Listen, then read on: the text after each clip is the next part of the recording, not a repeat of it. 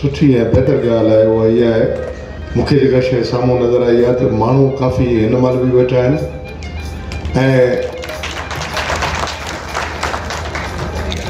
ऐं उन्हनि माण्हुनि में कुझु सिखण जो उत्साह आहे ऐं ख़ासि तौर ते आउं शुक्रगुज़ार आहियां असांजा जेके बि स्पीकर्स आया आहिनि ऐं मां इहा उमेदु रखां थो त इन्हनि स्पीकर्स जेके शयूं तव्हांजे साम्हूं पेश कयूं आहिनि उन मां तव्हां सभिनी घणो सिखियो हूंदो ऐं ख़ासि तौर ते जेका टीम आहे ऐं उन टीम सभिनी खे मुबारकबाद ॾियां थो त माशाअल्लाह ॾाढो बहितरीनु सुबुह खां वठी हीउ इवेंट हले पियो ऐं कल फिर ये सेमिनार सुबह 10 बजे से तकरीबन 2 बजे तक ये फिर जारी रहेगा और कल और स्पीकर्स होंगे और मौज़ूआत होंगे जिस पे मुख्तलिफ स्पीकर्स अपनी स्पीचेस देंगे।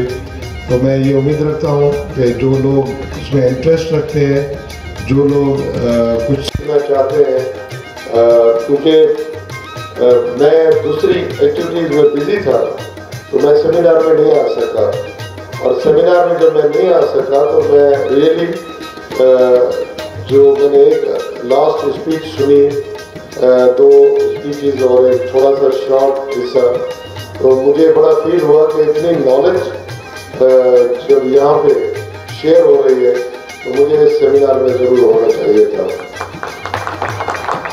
तो मैं ये उम्मीद रखता हूँ कि ये जो हमारे सेमिनार्स हैं इसमें न सिर्फ डॉक्टर हजरात और मैं ये भी उम्मीद रखता हूँ कि जो हमारे फार्मर्स हैं वो भी आए और इन सेमिनार्स को सुने, इन सेमिनार्स में बैठे और यहाँ से कुछ हासिल करने की कोशिश करें ताकि वो जो रिवायती फार्मर है वो मार्केट ओरिएंटेड बन सके और अपना मुस्तकबिल बेहतर बना सके। मैं एक बार फिर पूरी टीम को मुबारकबाद देना चाहूँगा और जो हमारे स्पीकर्स हैं उन सबका मैं शुक्रिया अदा करना चाहूँगा। आप सब लोगों की शुक्रिया। Thank U.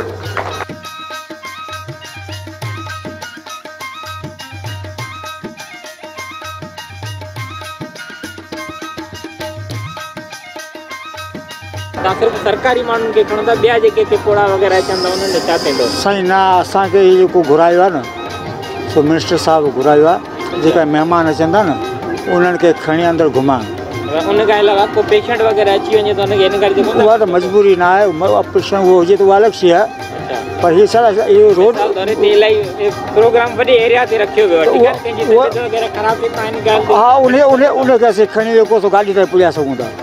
अच्छा वो तव्हांखे हिते चई वियो आहे त सिर्फ़ु गवर्नमेंट गाॾियुनि लाइ अप्लाई कयो गवर्नमेंट जा जेके मुलाज़िम हुजनि उन्हनि लाइ हा जेके हिते आयल आहिनि ऑडियंस वग़ैरह उहे उन्हनि लाइ असांखे लाइ न आहे उन्हनि लाइ तव्हां कीअं मना कयो उन्हनि लाइ? असांखे जेको सरदार असांखे जेको आहे असांखे उतां सकाफ़त खाते जी आहे ॻाल्हियूं मिनिस्टर साहिबु हुननि खां वठी सिर्फ़ु महिमान लाइ कयो। सकाफ़त कहिड़े मिनिस्टर तव्हांखे मना कयो आहे इहा गाॾी हिननि ॿियनि न लाहियो? असांखे जेको आहे मथां मञिया आहे परे परे खां माण्हू पंहिंजो माल वग़ैरह खणी था अचनि हिते त उन्हनि जो ज़ाहिरी ॻाल्हि आहे न कुझु अॻियां पोयां पेर में सूरु वग़ैरह सही उहा तकलीफ़ हुजे त उहा असीं त उन मजबूरी में खणी ईंदासीं इमरजेंसी में बाक़ी उहो त ईअं त कोन हर माण्हू लाइ त कोन हूंदी न। तव्हांखे मिनिस्टर मना कयो त मतिलबु सरकारी माण्हुनि खां अलावा ॿियनि खे न खणो हिननि ते? जी बिल्कुलु असां हिन वक़्तु मौजूदु आहियूं लाइव स्टॉक मेले में जंहिं मेले ते हर क़िस्म जो स्टॉल लॻल आहे। जीअं तव्हां ॾिठो मच्छी जा बि केतिरा क़िस्म आहिनि केतिरा उन्हनि जूं मच्छी जूं स्टॉलूं लॻल आहिनि। उन खां अलावा हर जानवर जो हिते स्टॉल लॻल आहे। जीअं तव्हां बकरियुनि जो बि स्टॉल ॾेखारियोसीं मेन जो बि स्टॉल वग़ैरह ॾेखारियोसीं। उन खां अलावा घोड़नि जा जेके स्टॉल लॻल हुया उहे बि तव्हांखे ॾेखारियासीं। ऐं हिते ही मेलो इन करे लॻायो वियो आहे जंहिंजी अवेयरनेस ते जेके ॿाहिरियां माण्हू ईंदा उहे अवेयरनेस था हासिलु कनि। पर हिन मेले जी ख़ासि ॻाल्हि इहा आहे जो हिन मेले खे 2 ॾींहं रखियो वियो आहे। हिन मेले खे 3 या 4 ॾींहं लॻाइणु घुरिजे त अञा बि आवाम हैदराबाद खां खणी परे परे खां बि आवाम अची हिन मेले में इंजॉय करे वठे। जी जिते हिते विज़िटर आयल हुए जेके हिन मेले में उन्हनि खां असां ॻाल्हि ॿोल कयोसीं। हुननि जो चवणु हिते ते हर क़िस्म जो स्टॉल लॻल आहे ऐं तमामु बहितरीनु स्टॉल लॻल आहे। हुन स्टॉल जे जेके आयल मिज़मान हुया उन्हनि सां बि असां ॻाल्हि ॿोल कयोसीं। हुननि जो चवणु हुयो त सिंध में अहिड़ा मेला थियणु घुरिजनि ऐं इन्हनि मेलनि खे ख़ासि करे वधीक टाइम ॾियणु घुरिजे, जीअं 3 खां 4 ॾींहं मेलो थिए। उन खां अलावा असां हिते जे आयल मिनिस्टरनि सां बि ॻाल्हि ॿोल कयोसीं ऐं हिते इलाही क़िस्मनि जा घोड़ा हुया, इलाही क़िस्म जा। मिसाल तौरु घोड़नि खां अलावा जे मच्छियुनि जा बि क़िस्म हुया, ॿकरियुनि जा बि क़िस्म हुआ, मेहनि जा बि क़िस्म हुआ, ढगनि जा।